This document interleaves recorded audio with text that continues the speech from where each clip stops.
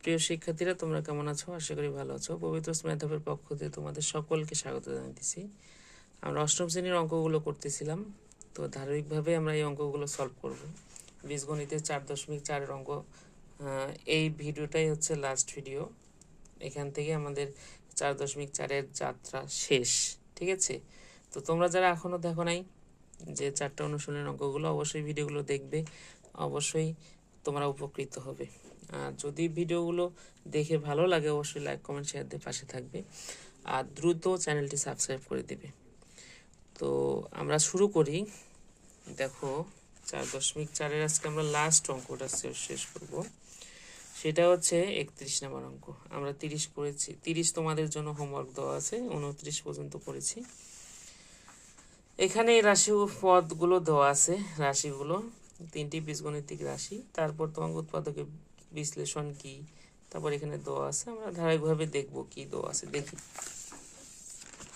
উৎপাদকের প্রথম প্রশ্ন ছিল উৎপাদকের বিশ্লেষণ কি। আমরা যদি পড়ি, যদি কোনো বীজগণিত রাশি 2 বা ততোধিক রাশির গুণফল হয়, তাহলে শেষোক্ত রাশিগুলোর প্রত্যেকটিকে প্রথম রাশিটির উৎপাদকের বিশ্লেষণ, উৎপাদক বা গুণনীয়ক বলে, অর্থাৎ যেটা তোমার ভাগ করে আসে। দেখো x square minus b square, তাহলে বলছে বীজগণিত রাশির 2 বা ততোধিক রাশির গুণফল হয়, তাহলে শেষোক্ত রাশিগুলোর প্রত্যেকটিকে প্রথম রাশির উৎপাদক বা গুণনীয়ক বলে। এটা যদি আমরা গুণ করি আমরা কিন্তু এই রাশিটা পাবো, অর্থাৎ এটা হচ্ছে এর উৎপাদকের বিশ্লেষণ। ঠিক আছে, খ নাম্বার যদি দেখি, এটা দেওয়া আছে যে কিউ ইকুয়াল হচ্ছে 3x² + 5x + 2। এই যে এটাই কিন্তু উৎপাদকের বিশ্লেষণ আমরা করব, তাহলে এটার সাথে আমরা সংখ্যার মিল পাবো। এবং তোমাকে এখানে দেওয়া আছে কিউ ইকুয়াল 0, এটা হচ্ছে প্রশ্নে তোমার দেওয়া, তাহলে এই রাশিটা ইকুয়াল আমরা 0 লিখতে পারি। এখন দেখো এটাকে যদি উৎপাদকে বিশ্লেষণ করি, তাহলে এই দুটো গুণ করতে হবে, তাহলে 3 দুগুণ 6, আর এখানের সাথে মিলাইতে হবে তোমাকে গুণ যোগ বিয়োগ করে। তাহলে এটা গুণ করলে 6 হয়, এই দুইটা 3 আর 2, আর যোগ করলে কিন্তু 5x হয়। ঠিক আছে, যোগ করলে কিন্তু 5x হয়।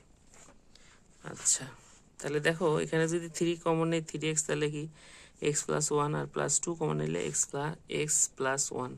তাহলে কমন পদটা আগে, তারপর কি যে দুইটা থাকে সেই দুটাকে আমরা অ্যাটাচ করে লিখব।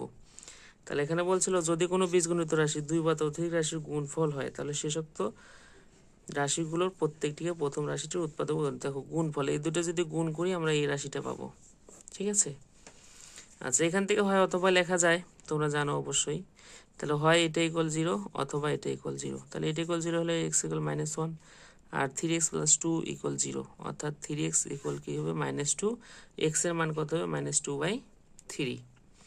তাহলে এখন তোমার যে রাশিটা প্রদত্ত রাশি দেওয়া আছে কি 9² + 4/x², এখানে জাস্ট মান বসাবে, x এর জায়গাতে একবার -1 বসাবে, x এর জায়গাতে একবার -2/3 বসাবে। তাহলে এখানে যদি -1 বসাই তাহলে এখানে 85 আসবে, আর এখানে যদি আমরা -2/3 বসাই তাহলে কিন্তু এখানে 90 আসবে। এই প্রসেসটা আমরা যদি একটু, তোমরা দেখতে পাচ্ছ না, দেখো এখানে তোমরা স্ক্রিনশট দিয়ে নিতে পারো, এখানে ক্যালকুলেশন করা রয়েছে। ঠিক আছে, অবশ্যই ক্যালকুলেশন তোমাদের বুঝাই দিতে হবে না, তোমরা এখানে পারো। এই হচ্ছে এখানকার অঙ্ক 90, আর এই দুইটাই মান হচ্ছে তোমার অ্যান্সার 85 অথবা 90। আচ্ছা আমরা যদি গ নাম্বার অঙ্কটা দেখি, গ নাম্বারে বলছিল পি কিউ আর আর এর লসাগু নির্ণয় করতে। তাহলে পি ইকুয়াল দেওয়া আছে 3x - 16x - 12। এটার তুমি যদি উৎপাদকে বিশ্লেষণ করো তাহলে তোমার x - 6 আসবে, আর 3x + 2 আসবে। আর কিউ ইকুয়াল দেওয়া আছে 3x² + 5x + 2। এটাকে উৎপাদকে বিশ্লেষণ করলে কি আসবে 3x + 2 x + 1 আসবে। আর এটাকে যদি আমরা উৎপাদকে বিশ্লেষণ করি তাহলে x - 1 3x + 2 আসবে। এখন কথা হচ্ছে লসাগুর ক্ষেত্রে আমাদের কমন সহ বাকি সব অংশ নিতে হবে। তাহলে দেখো সব পদ নিতে হবে, কমন কি যায়, এটা কমন এখানে আছে, এখানেও আছে, তার মানে এটা আমাকে লিখতে হবে, এই যে লিখেছি।